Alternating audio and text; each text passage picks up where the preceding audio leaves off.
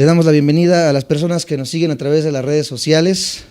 Gracias por darse cita cada domingo, cada jueves para poder estudiar con nosotros. Aquellos que pertenecen a la iglesia y se dan cita a través de internet, les exhortamos a que puedan acompañarnos presencialmente a todas las reuniones. Sabemos que el internet es una herramienta que nos hace más fácil la vida, pero les invitamos a no dejar de congregarse, a estar con nosotros para seguir perseverando en la palabra de Dios. Y como mencionaba hace un momento, vamos a estar viendo una antesala al congreso que vamos a tener este 31 de marzo, Congreso Firmes en la Verdad.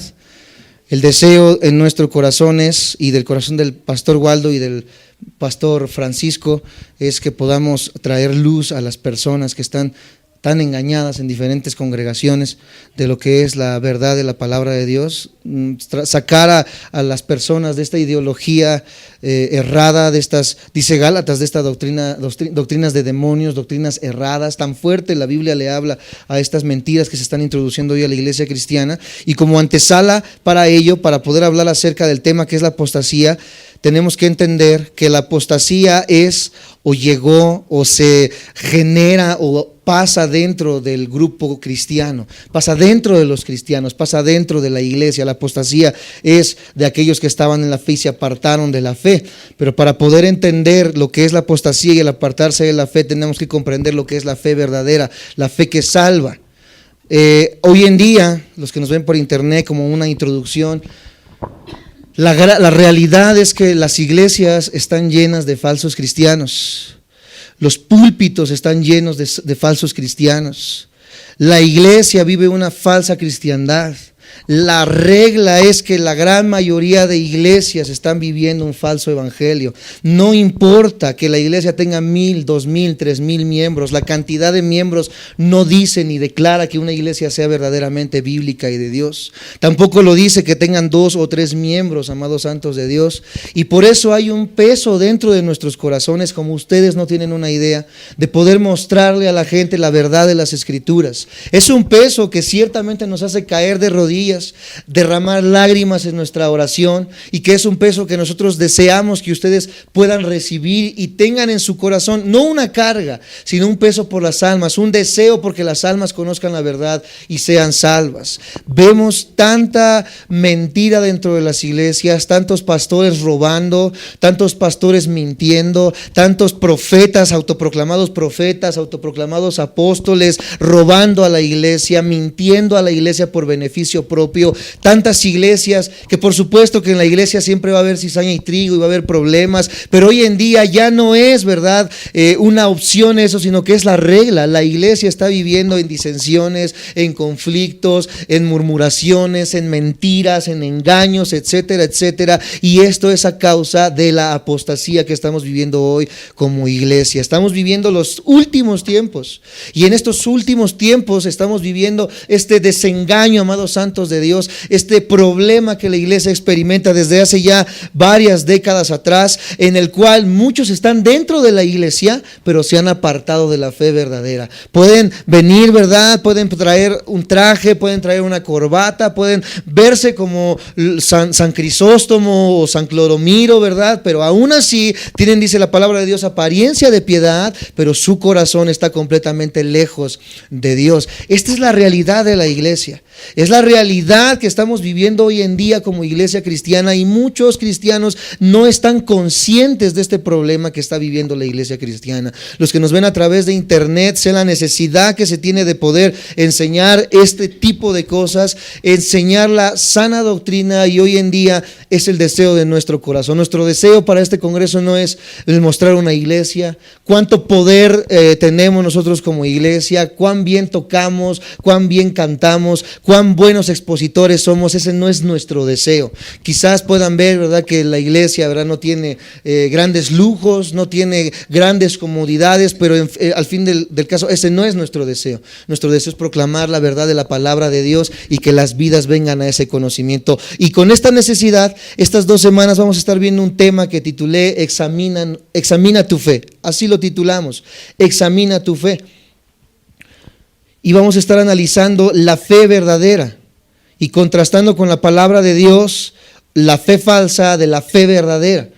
Y mientras vamos a ir viendo cada característica de esta fe verdadera, de esta fe salvífica, quiero que, siendo sinceros, hagamos un autoexamen, ¿verdad? Apuntemos cada punto y palomiemos o tachemos lo que nosotros creamos que es cierto y que es verdadero, siendo, claro está, sinceros en nosotros, para poder hacer una autocrítica de nosotros mismos y entender si nuestra fe es la fe que salva o es una fe, como dice Santiago, muerta.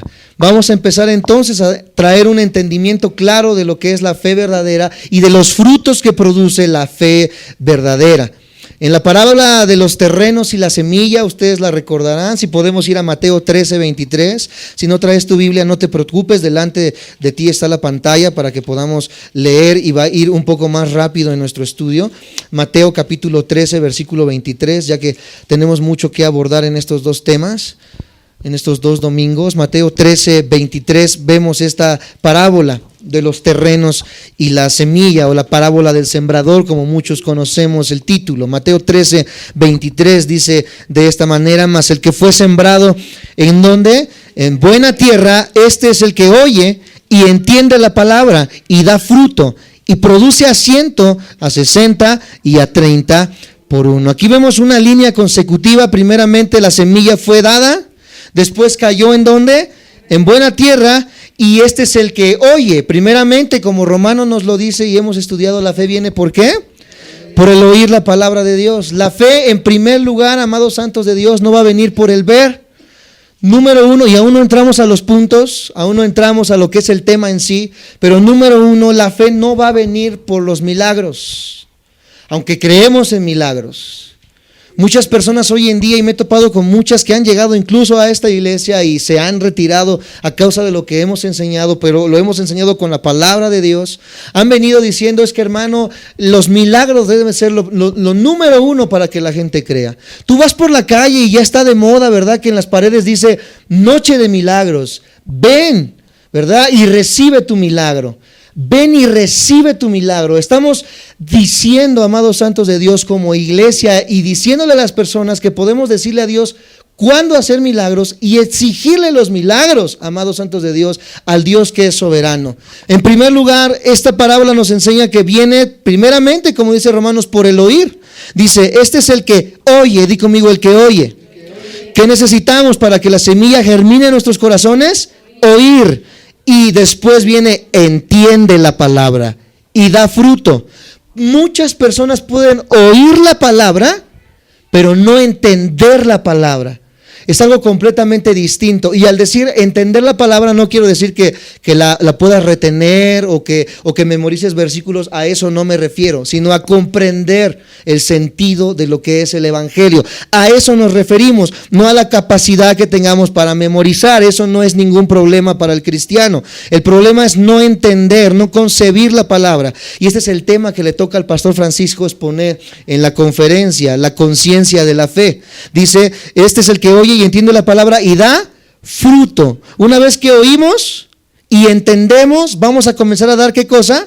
Fruto. Y produce a 100, a 60 y a 30 por uno. En esta parábola vemos 3 de 4 suelos que produjeron plantas, o en este caso cristianos infructuosos, cristianos de nombre, cristianos que aunque iban a la iglesia, cristianos que aunque cantaban, cristianos que aunque danzaban, cristianos que aunque se caían al suelo, cristianos que aunque quizás gustaron del don celestial y hablaron lenguas y vieron manifestaciones, nunca fueron regenerados, nunca nacieron de nuevo, nunca cambiaron. Esto es lo que nos muestra esta parábola. Todos los creyentes, sí o sí, verdaderos, van a dar fruto.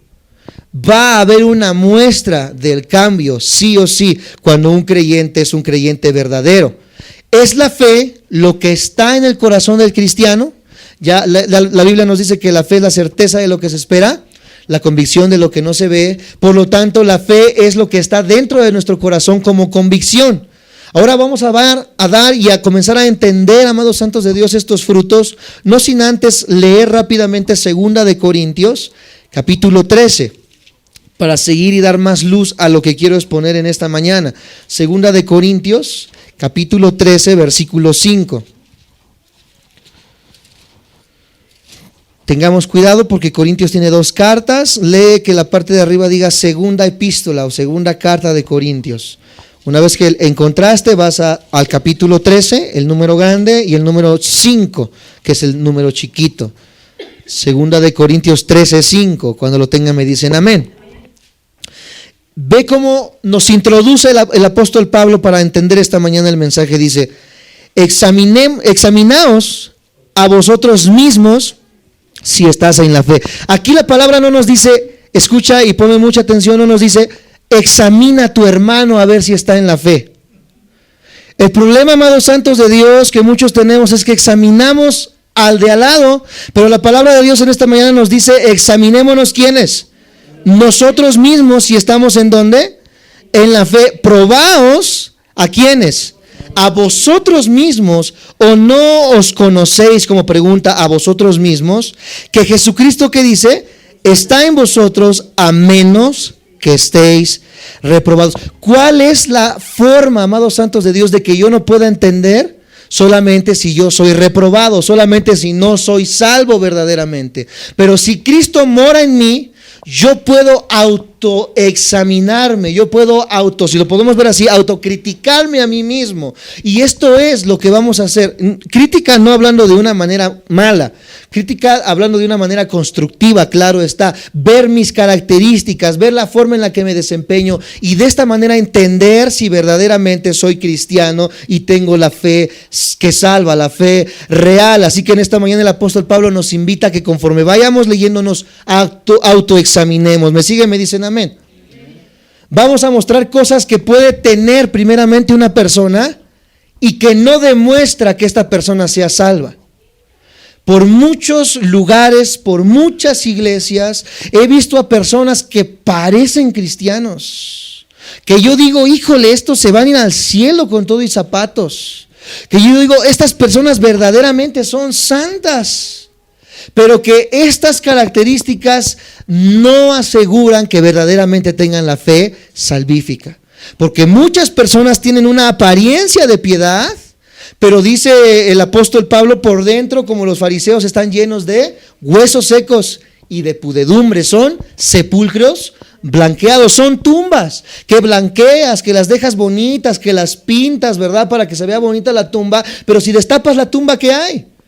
Pudredumbre, un cadáver que se está apestando, un cadáver que está lleno de gusanos. Así hay muchas personas que parecen muy buenas por fuera, pero por dentro están llenas de muerte, de maldad, de pecado. Este es el engaño, amados santos de Dios, que hoy tenemos en la iglesia. Y ahora lo que vamos a hablar, puede que las tenga una persona y aún así no ser salva. ¿Sí me explico?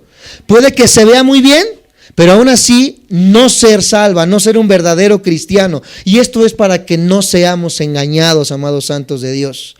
Número 1 de las cosas que no prueban, pero tampoco niegan la fe salvadora, número 1 es una rectitud visible. Rectitud visible. Básicamente, di conmigo, ser bueno. Una vez más, ser bueno. Mateo 19, acompáñenme por favor. Hoy en día, amados santos de Dios, es muy común, como siempre lo ha sido, porque yo lo viví también en mi adolescencia, el decir, es bueno o no creo que sea tan malo. Mateo 19, cuando llegaban las chicas con los papás, decían, papá, me enamoré de un chico, ¿verdad? Es muy guapo, está fornido, es un hombre alto, de ojo de color, se ve que va a mejorar la raza, dicen algunos, ¿verdad? Pero ciertamente el papá, y más si es pastor, les pregunta, ¿y esta persona es cristiana? Pues no es cristiano, pero es ¿qué? Es bueno. Le falta así para ser cristiano, dicen las muchachas, ¿verdad? Bien poquitito, es un brinquito de pulga lo que le hace falta para que sea cristiano, porque es bien bueno. El ser bueno quiere decir que es salvo. Esto es lo que vamos a ver en número 1. Mateo 19, versículo 16 al 21. Dice, 19, 16 al 21. Entonces vino uno y le dijo, maestro bueno, ¿qué bien haré para tener la vida eterna? Número 1, ¿cómo viene diciéndole? Maestro. Esta persona veía a Jesús no como el Hijo de Dios, sino como un maestro más, ¿ok? Y en esta concepción de Jesús, en que ve al hombre diciéndole maestro, él entiende que lo está viendo como un hombre natural. Por eso le responde de la manera que le responde más adelante. Dice, ¿qué bien haré para tener la vida eterna? Él le dijo, ¿por qué me llamas bueno? Ninguno, ¿qué cosa? Hay bueno, sino uno, Dios. Algunas personas aquí dicen, mira, ni siquiera Jesús era bueno. Viéndonos en el contexto del versículo que acabamos de leer anteriormente, es porque Jesús está entendiendo que la persona que vino no lo vio como el Hijo de Dios, sino lo vio como ¿qué? Como un maestro más. Por eso Él le habla como si fuera un maestro más y le dice, ninguno hay bueno, solamente ¿quién? Dios. Mas si quieres entrar en la vida, o sea, si quieres ser salvo, guarda o haz o pon en práctica los mandamientos de Dios. Le dijo, ¿cuáles? Y Jesús dijo, no matarás, no adulterarás, no hurtarás, no dirás falso testimonio, honra a tu padre y a tu madre y amarás a tu prójimo como a ti mismo. El joven le dijo, todo esto lo he guardado desde mi juventud, ¿qué más me falta? Como diciendo, ¿verdad? Échale que yo puedo, le decía el joven. Dice, Jesús le dijo, si quieres ser perfecto, anda, vende todo lo que tienes y dalo a los pobres y tendrás tesoro en el cielo y ven y sígueme. Oyendo el joven esta palabra se fue triste porque tenía muchas posesiones. Como hemos estudiado a lo largo de toda nuestra serie en Romanos, los judíos creían que el ser humano podía guardar toda la ley. Los judíos creían que podían ser justificados o salvos por ser buenos. Pero Romanos es la muestra clara de que ninguna persona es totalmente buena a la estatura que Dios está buscando y a la justicia que Dios está buscando. Ninguna persona puede ser tan buena como para entrar al cielo. Porque dice la palabra de Dios en Jeremías, nuestras mejores obras. ¿Quién es tu gallo girito? Dice Dios en esta mañana. ¿Quién es aquel que tú dices, este es el mero bueno? Este le da de comer a los pobres. No, la Madre Teresa de Calcuta se quedaba corta. Este sale a las calles y les da de comer. Este, ¿verdad? Va todos los días a misa. Este se persina y se va de rodillas a Chalma. Este, ¿verdad? Se viste con pura ropa del tianguis, bien baratita, etcétera, etcétera. Es bien humilde. Este sí se va a ir al cielo. Dios dice, aún el mejor. Las mejores obras delante de Dios son como trapos de inmundicia delante de Dios. Nadie puede llegar a la estatura perfecta de Dios y al requerimiento de justicia que Dios está buscando. Trapos de inmundicia se refiere a un trapo sucio, a un trapo, ¿verdad?, que guarda cosas sucias dentro de él. Directamente es una palabra que me reservo en este momento, pero es una palabra de suciedad. Es algo que se desecha, es algo que no sirve. Ciertamente todas las personas, por muy buenas que sean, nadie puede entrar al cielo por ser buenas. Así tú digas, ¿verdad? Es que quizás no es cristiano, pero es bueno. Y es que la realidad, que el testimonio de muchos cristianos han hecho que parezca que una persona que no tiene a Cristo puede ser mejor que una cristiana. Y es una realidad hoy en día, amados santos de Dios. Hay veces que las personas que están fuera de la iglesia se comportan mejor que las que están dentro de la iglesia. Pero el problema es que las que están fuera y las que están dentro no han entendido que estas personas no son verdaderos cristianos.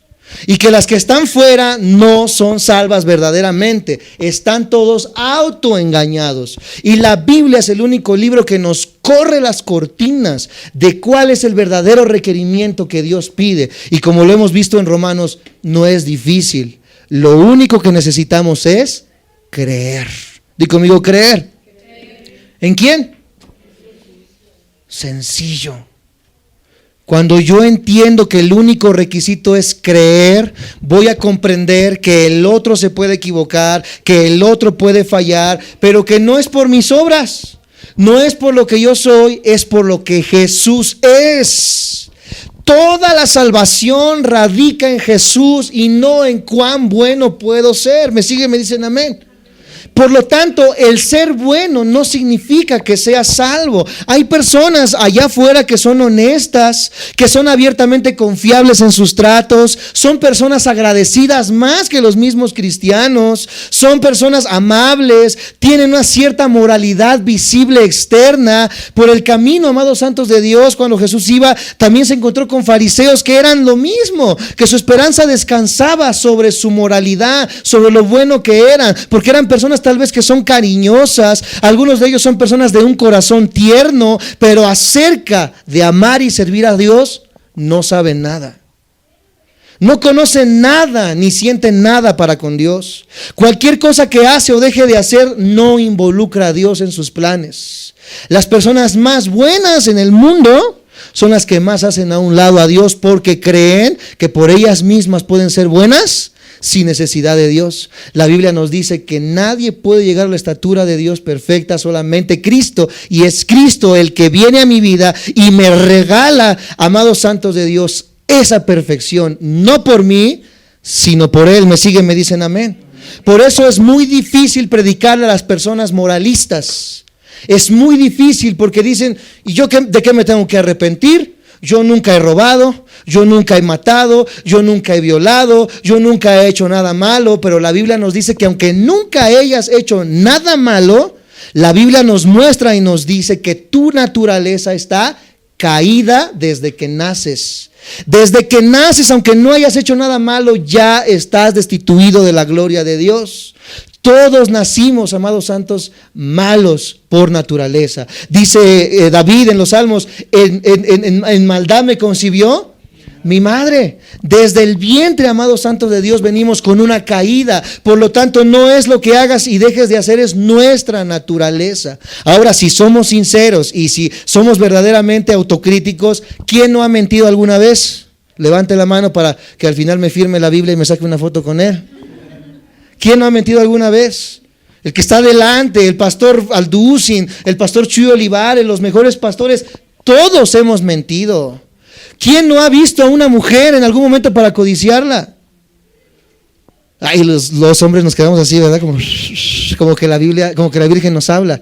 ¿Quién no? Y no nada más los hombres. ¿Qué mujer no ha visto a un hombre para decir, híjole, se ve que le dan bien de comer en su casa?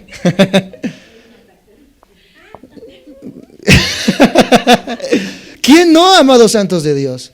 Y eso poquito dice la palabra de Dios que ya es suficiente. ¿Para qué? Para ser merecedores del infierno.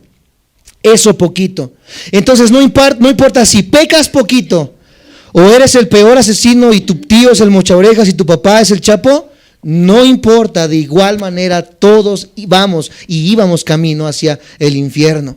No importa, amados santos de Dios, qué magnitud de pecado tengamos en nuestras vidas. Y no es por nuestras obras, es por lo que Jesús hizo en la cruz. ¿Me siguen? Me dicen amén. Esta persona honesta puede ser honesta en sus tratos con todo el mundo, menos con Dios. Él no robaría a nadie, pero sí a Dios. Es agradecido y leal con todo el mundo, pero no con Dios.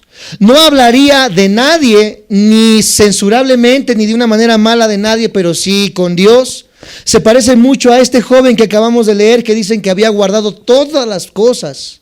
Pero cuando Dios conoció el corazón de este joven, él sabía que era una persona amante de ¿qué? Era un joven rico. Tenía todas las cosas, vivió con una buena familia, bien educado, etcétera, etcétera. Pero quizás esto le enseñó a que el dinero era la base de todas las cosas. Y cuando Jesús entendió que era un moralista, le dijo lo que él tenía, y el problema que él tenía era la avaricia. Vende todo lo que tienes, dice, y dáselo a los pobres. Él sabía que este joven no lo iba a hacer porque amaba ¿qué cosa? El dinero. Y así cada uno de nosotros, quizás no tenemos problema con el dinero, pero tenemos ojos vagabundos. Quizás no tenemos problemas del carácter con los ojos, pero nos gusta mentir. Quizás algunos no mintamos, pero somos chismosos. Quizás algunos no seamos chismosos, pero somos contencieros, etcétera, etcétera. Todos tenemos algo que está mal delante de los ojos de Dios. Y decir algo es muy poco. Imagínate que pecara solamente una vez al día, que es algo, híjole, ridículo. Una vez al día, ¿cuántos pecados tienes al año? Y en toda tu vida, ¿cuántas veces pecaste si pecaras una vez al día? Es algo incalculable, amados santos de Dios. Por ello todos necesitamos sí o sí de la obra perfecta de Jesús en la cruz. ¿Qué me falta?, decía este joven. Esta es una rectitud visible, pero no necesariamente significa salvación. Las personas tratan de limpiar sus actos por medio de la reformación de sus vidas, pero no necesitan una reformación, necesitan una regeneración, necesitan nacer de nuevo a través de Cristo Jesús. Por lo tanto, cuando llegue una persona a tu vida y parezca muy buena, eso no quiere decir que ya sea un verdadero cristiano. ¿Me siguen? Aunque un cristiano sí o sí tiene que mostrar frutos de bondad, es un fruto del Espíritu. ¿Cuántos dicen amén? Ok, pero es algo que no revela verdaderamente una salvación. Vamos un poco más adelante. El segundo punto que no demuestra que alguien es salvo es el conocimiento bíblico. Conocimiento bíblico. Romanos 1:21. Así es, punto número 2, conocimiento bíblico, Romanos 1:21.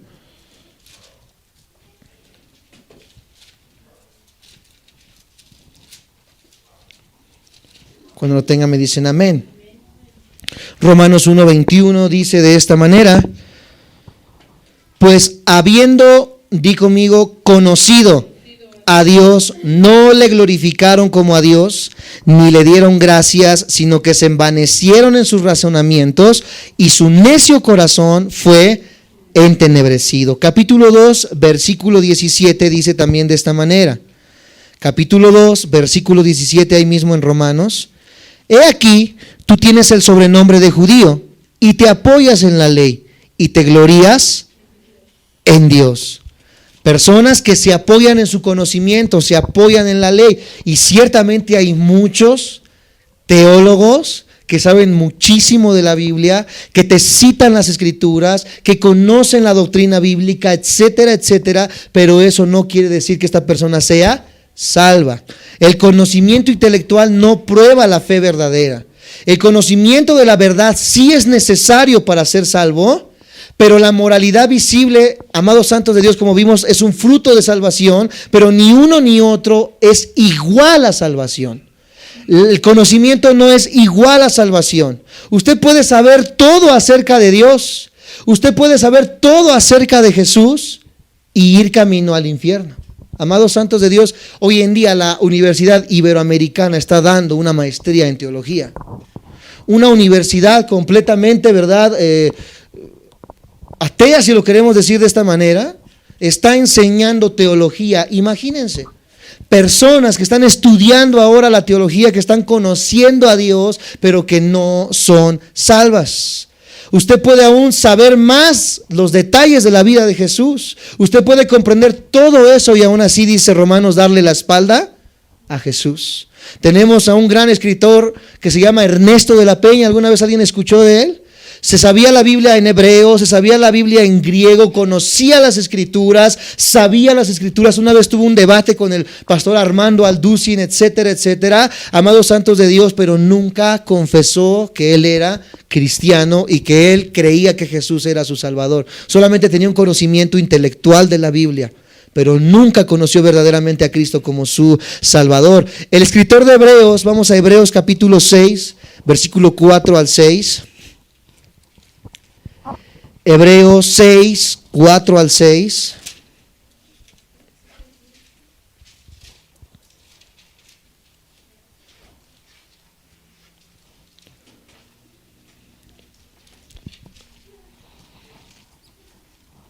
Hebreos 6, 4 al 6. Cuando lo tengan me dicen amén.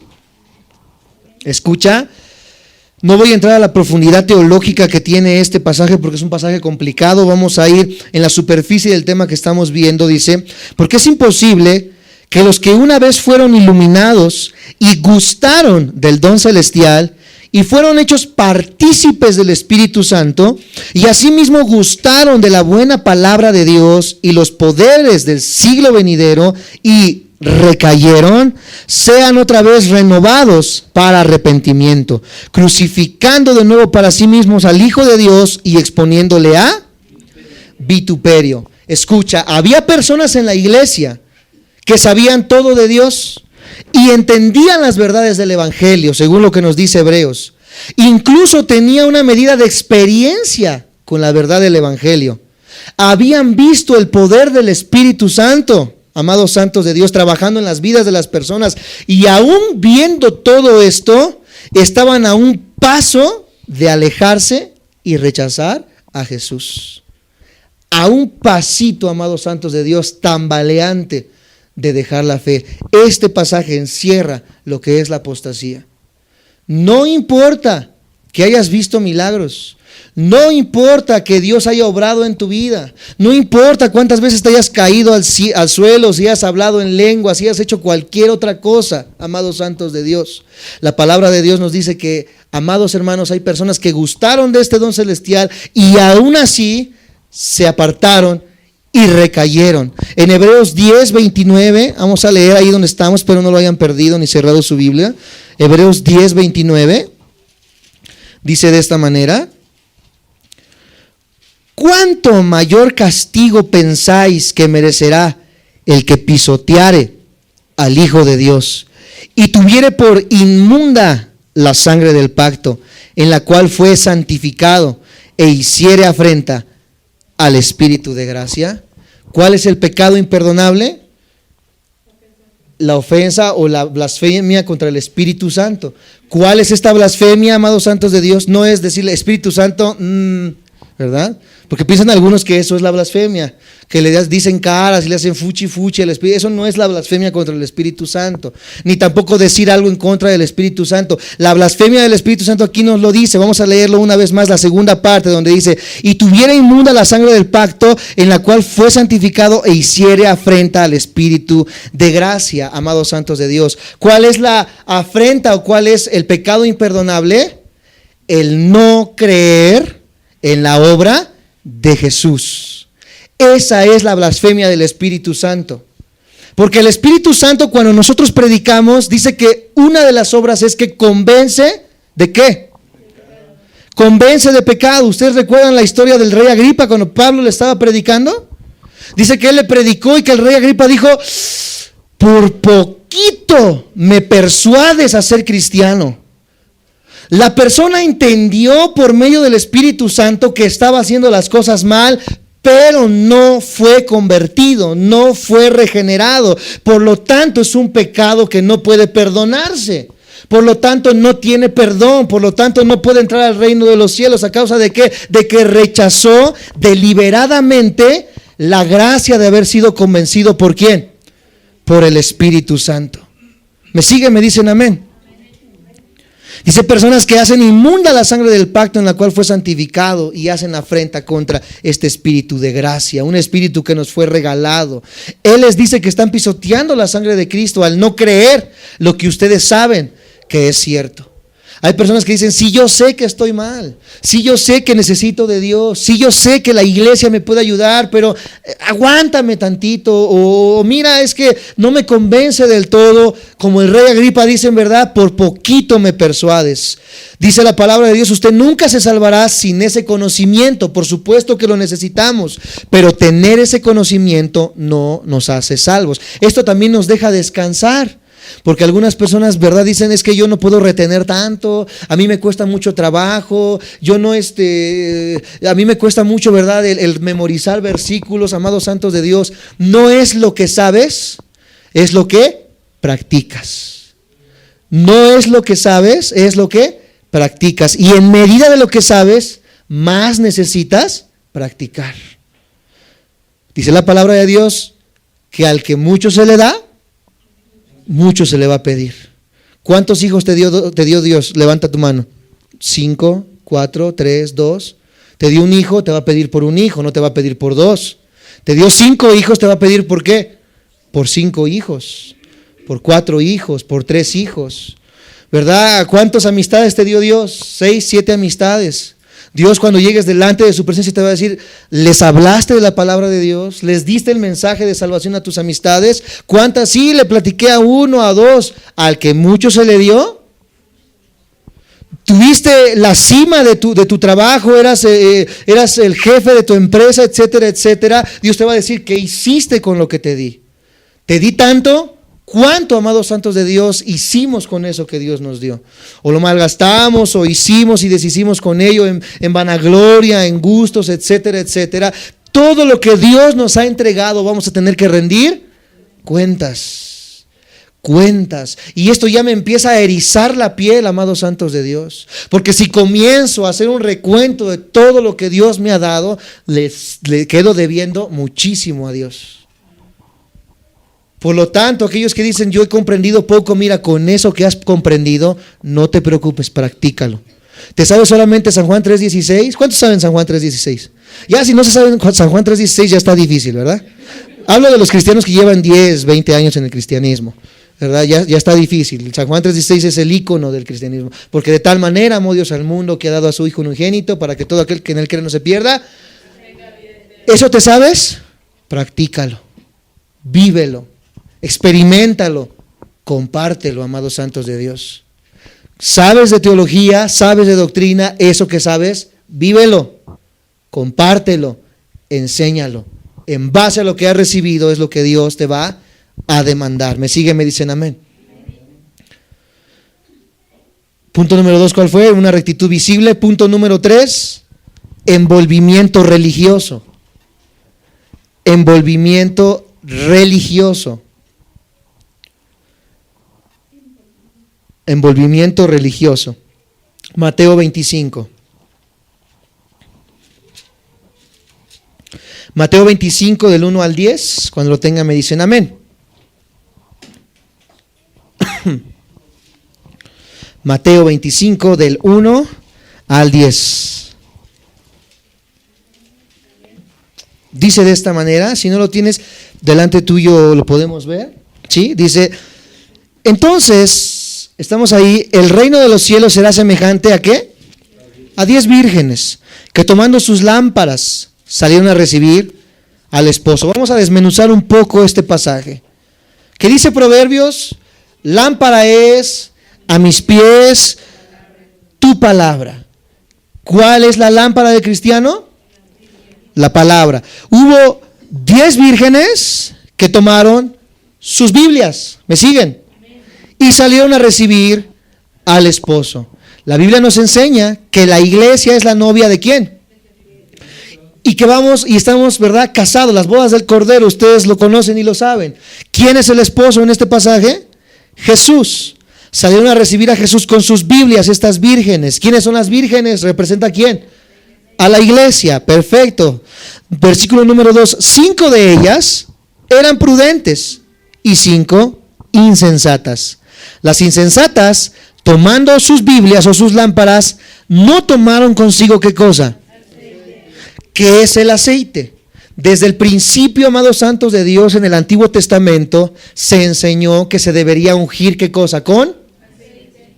Hoy muchas iglesias lo siguen tomando y no estamos para criticarlas. Vamos a decir lo que dice la palabra de Dios. En el Antiguo Testamento se usaba el aceite como un tipo del Espíritu Santo, porque el Espíritu Santo no había descendido, sino que bajaba en ocasiones y se iba. Al igual que lo hacía el ángel de Jehová, que tomando un estudio profundo es Jesucristo en el Antiguo Testamento. Bajaba y subía. Cuando Sansón de repente tenía una fuerza, ¿verdad?, descomunal, era, amados santos de Dios, porque el Espíritu Santo bajaba y subía, pero no permanecía, amados santos de Dios. Por ello el pueblo de Dios tenía un ejemplo visible de lo que era, ¿qué cosa? El Espíritu Santo, el aceite. Hoy en día, ¿por qué ya nosotros no usamos el aceite? Porque ya ha bajado el Espíritu Santo y nos ha sellado, amados santos de Dios. Pertenecemos a Dios. ¿Qué es un sello? Un sello que se usaba antes con los reyes era un anillo que con cera sellaban la carta para decir que la carta iba ¿de quién? De parte del rey. Hoy en día nosotros, dice Corintios, que somos cartas abiertas al mundo, y el sello que nos identifica como hijos de Dios, ¿quién es?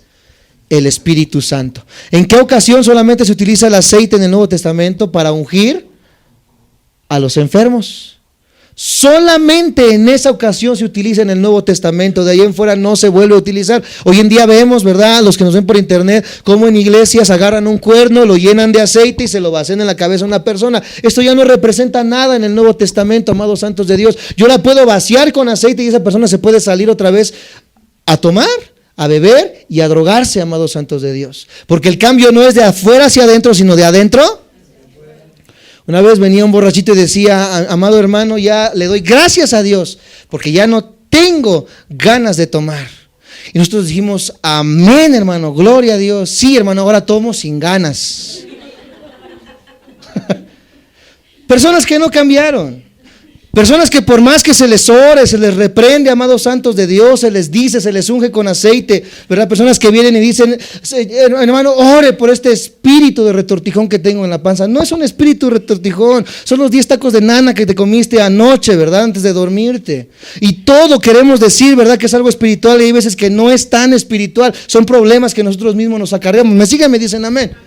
Bueno, ya me fui un poco del tema, pero vamos a regresar al tema. Solamente era para aclarar un poco.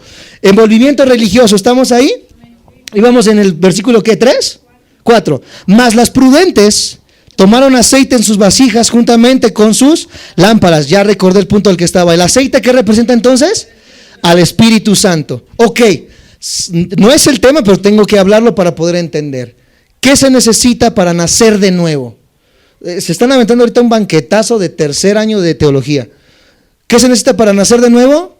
2 factores, apúntalo. Para nacer físicamente necesitamos 2 factores: el esperma de papá y el óvulo de mamá. Todos lo conocemos, todos lo sabemos. Para nacer de nuevo también necesitamos 2 factores: el espíritu y la palabra. Di conmigo: el espíritu y la palabra. El espíritu y la palabra, amados santos de Dios, es lo que necesitamos para un nuevo nacimiento. Aquí vemos 2 personas que tenían el espíritu y la palabra, y otras 5 personas que tenían solamente, ¿qué cosa? La palabra. ¿Me siguen? Me dicen amén. Muchas personas hoy en día andan con la Biblia bajo el brazo, pero les falta el sello del Espíritu Santo. No han sido regeneradas porque tienen Biblia, pero no tienen al Espíritu. Muchos vienen a tocar tu puerta y te dicen: hermanos, el atalaya, hermanos, el despertar. Y como siempre les digo a los que nos ven por internet, el diablo nunca es más diabólico que cuando trae la Biblia bajo el brazo. ¿Qué le dijo a Jesús? ¿Le citó qué cosa? La Biblia, las Escrituras. Los demonios conocen las Escrituras. Satanás conoce la Escritura. Muchas personas pueden conocer la Escritura, pero ¿qué nos hace propiedad de Dios? El sello del Espíritu Santo. ¿Y cómo sé que soy sellado en el Espíritu Santo? Porque estoy en la iglesia, Rambo saca la bazuca y todo ese tipo de cosas. Eso no demuestra que yo soy sellado por el Espíritu Santo. El sello del Espíritu Santo produce frutos de arrepentimiento en mi vida. Lo otro son dones del Espíritu. ¿Me siguen? Me dicen amén. Y yo puedo estar sellado por el Espíritu y nunca haber hablado en lenguas, nunca haberme caído al suelo, porque eso no significa que yo tenga el Espíritu Santo dentro de mí. El que yo tenga el Espíritu Santo de mí va a hacer que yo día tras día demuestra de que he sido transformado. ¿Me siguen? Me dicen amén. Los que nos ven por internet, los que están aquí presentes, no vayan a creer que nosotros no creemos en los dones. Sí creemos en los dones, sí creemos en las manifestaciones del Espíritu, pero todo conforme al orden bíblico. ¿Me siguen? Me dicen amén. Hoy en día vemos, ¿verdad?, en muchas congregaciones un desorden que se hace en la iglesia, brincan, saltan, se caen al suelo, todos hablan como periquitos, etcétera, etcétera. Y Corintios nos dice: espérate, tranquilo, hable 1 o 2 por turno. Y si no hay un intérprete, cállese. Pero que el Espíritu me diga: cállate. Si no, amados santos de Dios, no hay quien interprete, y si no hay un orden, los dones no van a ser para provecho. Por lo tanto, amados santos de Dios, una persona puede parecer muy religiosa, puede parecer que tiene dones, puede parecer que tiene manifestaciones, puede vestirse de cierta manera, puede tocar el piano, puede tocar la batería, puede predicar incluso, y no ser salva. Así de grueso está el problema ahorita, amados santos de Dios, en la iglesia cristiana. Tienen una forma vacía de religión. Jesús ilustró esto cuando habló de las vírgenes, lo que estamos viendo ahorita, versículo 5. Y tardándose el esposo, dice, cabecearon todas y bueno, aquí las sensatas y las insensatas les ganó el sueño. Y a la medianoche se oyó un clamor, aquí viene el esposo, salid a recibirle. Entonces todas aquellas vírgenes se levantaron y arreglaron sus lámparas. Y las insensatas dijeron a las prudentes, híjole, maná, eran de huicholes. Híjole, maná, danos de tu aceite. No, así es como la guayaba de la tostada, ¿verdad? Porque nuestras lámparas se apagan. O sea, al no tener el Espíritu Santo, la palabra, ¿qué cosa? Se apaga en nuestra vida. ¿Por qué personas que dicen, pero sí iba a la iglesia, le echaba ganas? Sí, pero nunca fue salvo verdaderamente. Ahí es donde dice Pedro, aconteció lo del verdadero proverbio, la puerca lavada vuelve al cieno y el perro vuelve a su vómito. Nunca fueron regenerados. Gustaron del don celestial, pero nunca fueron sellados por el Espíritu Santo. Nunca hubo un nacimiento verdadero. Por ello la palabra de Dios se apagó y volvieron a sus mismos hábitos. Qué tremendo, amados santos de Dios. Versículo 7. Entonces todas ellas vírgenes se levantaron y arreglaron sus lámparas, y las insensatas dijeron a las prudentes, danos de nuestro aceite, danos de vuestro aceite. ¿Qué pasó? Porque vuestras lámparas, mas las prudentes respondieron diciendo, para que no nos falte a nosotras y a vosotras, id más bien a los que venden y comprad para vosotras mismas. Pero mientras ellas iban a comprar, ya fue demasiado tarde. Vino el esposo, y las que estaban preparadas entraron con él a las bodas, y se cerró la puerta. Después vinieron también otras vírgenes diciendo, Señor, ábrenos. Mas él respondió, dijo, de cierto, os digo que no os conozco. Velad pues, porque no sabéis el día ni la hora en el que el Hijo del Hombre ha de venir. Puedes parecer San Cloromido, tu papá puede ser el Papa Francisco, tu tío puede ser el Cardenal Norberto Rivera, aunque está difícil porque no tienen esposa, pero podría ser el caso. Y aún así, amados santos de Dios, ir camino hacia el infierno. Esperaron y esperaron al novio, amados santos de Dios, y pidieron de lo que otro tenía. Quizá una vez escuché un dicho, ¿verdad, cristiano, que decía, cuando se te vayas al cielo, me voy a agarrar de tu zapato, a ver si me voy junto contigo. No es un aceite prestado. Esto es algo propio, personal. Y ahí sí entra, amados santos de Dios, un dicho cristiano que dice, la salvación es, cada uno tiene esa tarea y esa responsabilidad de crecer día tras día en la palabra y que el Espíritu Santo crezca en nuestras vidas. ¿Me siguen? ¿Me dicen amén? Personas no regeneradas. Vamos más rápido, me quedan algunos minutos solamente y 2 puntos que ver. Cuarto punto, el ministerio activo.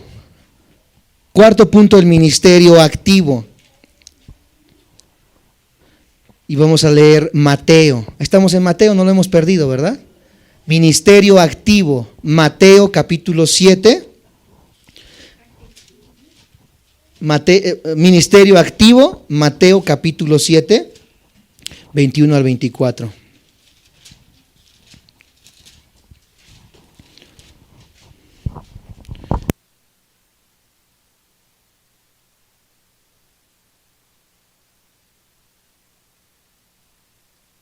Y terminamos con este punto. Deseaba poder terminar, pero no vamos a poder hacerlo.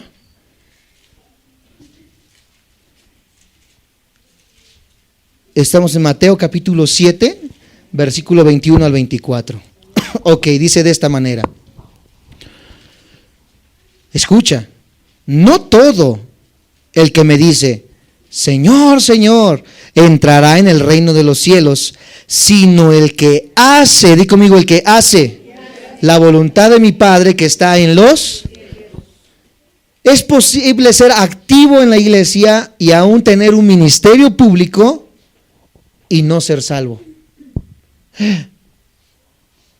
Pero si es pastor, pero si canta, pero si es diácono, pero si es anciano. Es posible tener un ministerio público y no ser salvo. Deuteronomio 23, 3 al 6, apúntenlo, no lo vamos a leer, ya vamos bien rápido. Deuteronomio 23, lee todo el 23, es la historia de Balaam, el falso profeta. Cuando personas se acercaron con Balaam y le dijeron, di palabras en contra del pueblo de Israel, ¿verdad? Él era un falso profeta. Él, amados santos de Dios, jamás fue un verdadero profeta de Dios, al grado de que Dios tuvo que hablarle por medio de un animal, por medio de una burra. Fue una enseñanza que nos dieron de chiquitos y me sé hasta el versículo. La burra le dijo a Balaam, yo soy la burra que has montado toda tu vida, nunca te he desobedecido. Sí, esa es la historia, lo pueden leer ahí en el capítulo 23. Un profeta que tenía un ministerio visible y que no era un verdadero profeta. Otro ejemplo, Saulo de Tarso. ¿Quién era Saulo de Tarso? No me suena. El apóstol Pablo. Antes de que viniera a ser regenerado por Jesús, él era un celoso de la ley. Parecía uno de los buenos del Sanedrín, de los que estaban ahí con todos los buenazos religiosos de aquel tiempo. Y andaba en su caballo, ¿verdad? Como Zapata, buscando cristianos para matarlos. Y donde les encontraba, los arrastraba en el caballo, los desollaba vivos y los asesinaba en nombre de Jehová. Pero nunca fue un verdadero cristiano, sino hasta que conoció intrínsecamente a la persona de Cristo. Él no era salvo, amados santos de Dios, vivía una religiosidad como muchas personas hoy en día. Más tarde se convirtió en el apóstol Pablo, ya conocen la historia, ¿verdad? Y ahora antes pensaba que servía a Dios, pero dice en un pasaje que él estaba en contra de Dios. Dice, yo soy Jesús al quien tú persigues. Creía que servía a Dios, pero realmente estaba en contra de este Dios. Judas, el mayor ejemplo de todos, era un predicador público y uno de los 12 discípulos, pero era un apóstata. Mateo 7, 22 al 23, lo acabamos de leer. Jesús dijo, muchos me dirán aquel día, Señor, Señor. No lo leímos, ¿verdad? ¿O sí? Versículo 22 y 23 no lo acabamos de leer todo. Leímos uno más adelante, 22 y 23. Muchos me dirán en aquel día, Señor, Señor, ¿no profetizamos en tu nombre? Y en tu nombre echamos fuera demonios, y en tu nombre hicimos milagros. Los que nos ven por internet hicieron milagros. Y entonces les declararé, nunca os conocí, apartaos de mí, hacedores. Vieron milagros, vieron profecía, vieron la gloria de Dios, y aún así nunca fueron verdaderos cristianos. Aquellos a quien Jesús les habló habían tenido un ministerio público, pero Jesús les dijo que nunca los había conocido. Quisiera seguir más adelante, el tiempo no nos lo permite. Primeramente Dios, la próxima semana lo terminemos. Si no, me daré el tiempo el día jueves de dar la segunda parte y el día domingo la tercera parte, para que el día domingo, que es el congreso, podamos tener una idea clara para poder recibir este congreso, amados santos de Dios. Pero hoy en día nos queda dentro de nuestro corazón esta realidad que nos hace, amados santos de Dios, temer a nosotros mismos de si verdaderamente somos cristianos o no lo somos. Yo en esta hora, amados hermanos que nos ven por internet o los que están aquí, yo podría hablarles de bendición. Y déjeme decirle que nos sabemos muchas buenas de bendición. Venimos de una iglesia de la prosperidad. Venimos de una iglesia de multitudes, donde necesitaban 6,000 personas cada domingo para escuchar la palabra de Dios. De donde nos enseñaron apóstoles, profetas, profecía, etcétera, etcétera. Sabemos cómo engañar a la gente, se los decimos sinceramente. Sabemos cómo engañarla, sabemos cómo sacarle el dinero a la gente. Es fácil engañar a la gente y usar su fe, que es una fe genuina y verdadera, para mi beneficio. Yo en esta mañana puedo decirles, en esta mano tengo la gloria de Dios. Y la gente, como viene expectante, dice, ay, sí, ahí está la gloria de Dios. Le brilla por el foco. Y en esta otra tengo una barra de hierro, y esta barra de hierro, cuando te toque vas a caer al suelo. Y la gente cae al suelo, ¿por qué? Por el éxtasis que está viviendo. Por lo expectante que está, amados santos de Dios. Sabemos los trucos que utilizan los pastores hoy en día, y tristemente, y me duele en mi corazón decirlo, y me lleva hasta las lágrimas, lo hicimos en algún momento, lo vivimos en algún momento. Vengan, eso es lo que les gusta, vengan acá adelante todos, acá adelante, ¿verdad? Aquí está una línea de fe, vengan al altar. Y no entendemos que la Biblia nos dice que esto ya no es el altar, esto es un púlpito. El altar eres tú, el altar soy yo. Aquí está el templo del Espíritu Santo, donde mora el Espíritu Santo, amados santos de Dios. Pero seguimos poniéndole poder a la casa, seguimos poniéndole poder al mueble, amados santos de Dios, cuando el poder está dentro de nosotros. Recibiréis poder, amados santos de Dios, cuando el Espíritu Santo haya bajado y haya estado dentro de ustedes. No necesitas que venga alguien de Argentina para que te profetice y te sane. Tú mismo en tu casa, en tu habitación, dobla tus rodillas e intercede a Dios y dile: Señor, yo confío en ti, yo creo en ti. Si es tu voluntad, amados santos de Dios, Señor, sáname. Y si no es tu voluntad, dame fuerzas para poder glorificarte en medio de mi enfermedad. Qué precioso es lo que está pasando ahorita, y aunque se escuche feo, lo que está pasando ahorita Julio Melgar. ¿Han visto la historia de Julio Melgar? ¿Verdad? Este cantante cristiano que está pasando por un cáncer terrible. Me recuerda mucho a mi tío Toño, cómo batalló con este cáncer tan horrible. Y aún en su diferencia doctrinal, porque tiene mucha diferencia doctrinal, ¿verdad? Él sigue confiado y se goza en el sufrimiento de parte de Dios. Nosotros podemos aferrarnos a tantas cosas, nosotros podemos engañarles, mentirles, amados santos de Dios. Y de esto va a tratarse el Congreso de una manera más amplia. Pero aquí tenemos el arma para no ser engañados. Aquí tenemos el arma, amados santos de Dios, para poder venir a la verdad de Cristo Jesús. Nadie nos puede engañar si tenemos este libro y lo vivimos. Sé que muchas de las cosas pueden chocar con nuestro corazón porque fuimos enseñados durante los años y nosotros siempre les decimos: ¿quién te asegura que lo que te enseñó la iglesia era cierto? Yo venía del catolicismo, podrías decir, ¿verdad? Ahora sé que ya no hay muchas cosas que ya no están correctas delante de los ojos de Dios. Tú puedes venir de una iglesia cristiana y aún así estar engañado, pero gracias a Dios que este libro nos corre las cortinas a qué es lo verdadero, a qué es lo santo, a qué es lo agradable delante de los ojos de Dios. Vimos solamente 4 puntos, nos quedan 2, los vemos la próxima semana. Inclina tu rostro, cierra tus ojos y vamos a ponernos a cuentas con nuestro Dios en esta mañana.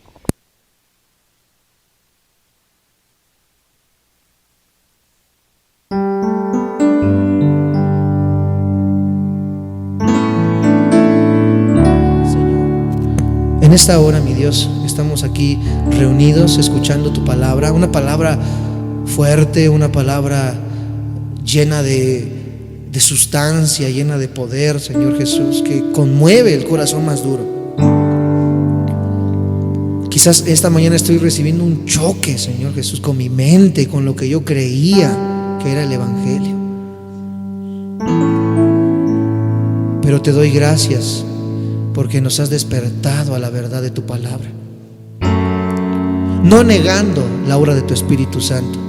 Al contrario, Señor Jesús, la vivimos, la experimentamos, pero no engañamos a la iglesia.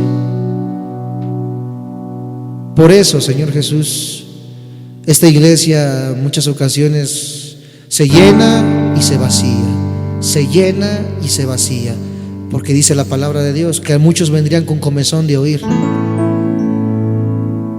queriendo escuchar solamente lo que quieren escuchar, valga la redundancia. Pero en esta mañana tú estás hablando lo que necesitamos escuchar. Hoy yo te pido que esto que hemos escuchado, tu Espíritu Santo lo haga firme en nuestros corazones, nos convenza, Señor Jesús. ¿Cuántos hemos experimentado el engaño de los hombres? ¿Cuántos hemos experimentado la falacia de palabras llenas de mentira de estos hombres que presiden delante de la congregación? Esto nos ha lastimado, nos ha herido. Gracias porque nos has dado un ministerio de restauración para todas estas familias que vienen de iglesias donde han sido engañadas, donde han sido robadas. Gracias porque es tu palabra y no nosotros, Señor Jesús, la que sana los corazones y las que puede volvernos a traer, Señor Jesús, a este gozo en ti, mi Dios. La iglesia más que nunca debe predicar, Señor Jesús, estas verdades para que el pueblo venga al despertar, Señor Jesús, de la conciencia de la fe. Te agradezco infinitamente que como líderes, como pastores, nos hayas sacado de este mundo, Señor Jesús, del engaño de Satanás. nos haya sacado, Señor Jesús, del robo, del hurto, de ser mercenarios de la fe. Nos sigue doliendo en nuestro corazón todos aquellos pastores amigos, Señor Jesús, que siguen engañados y que siguen engañando al pueblo, Señor Jesús, que siguen dando y enseñando tantas cosas, Señor, que no van conforme a tu palabra, que buscando el dinero,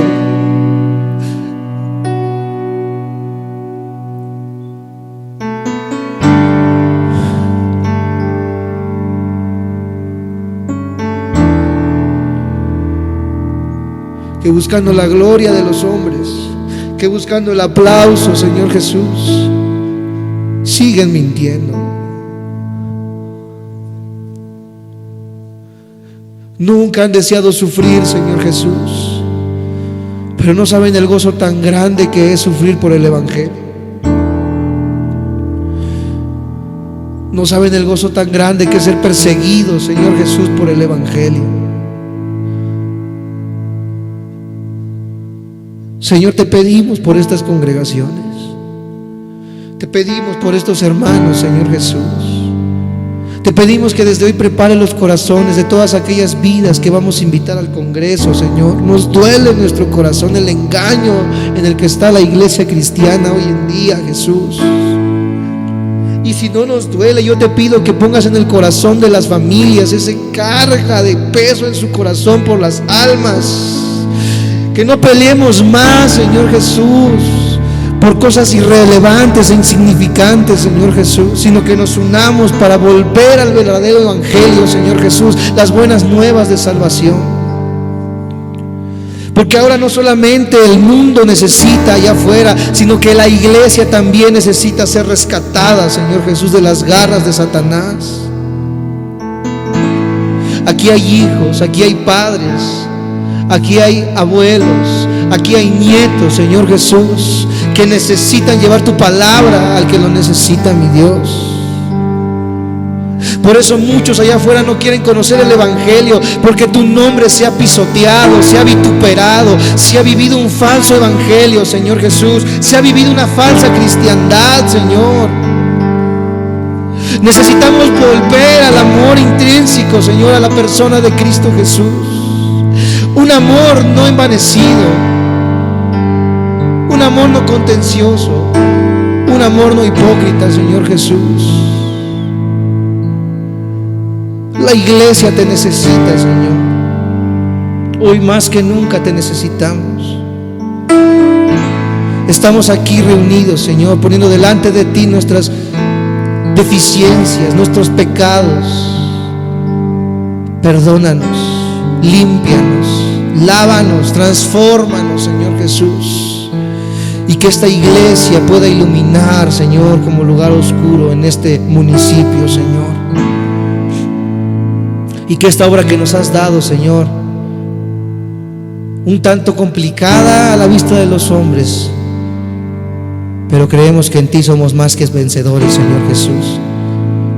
No buscamos el aplauso, lo vivimos, lo experimentamos. No buscamos el tener grandes templos, no buscamos el ser los mejores, como hoy la iglesia busca. Buscamos que las vidas vengan a la salvación. Ese es el anhelo de nuestro corazón, Señor Jesús. Y si las vidas vienen buscando eso, Señor, yo te pido que cambie su mente, que ablande su corazón y que tu palabra se pueda hacer viva, Señor, en sus corazones. Te agradezco tu amor, tu gracia y tu misericordia. Y que por medio de nosotros tu nombre sea conocido, exaltado y glorificado, Señor. Gracias te doy por lo bueno que eres. En el precioso nombre de Cristo Jesús. Amén, Señor. Y amén. Dale un fuerte aplauso a tu Dios. Gracias por tu palabra, Señor. Gracias por tu palabra, Jesús. Gracias, mi Dios. Amén.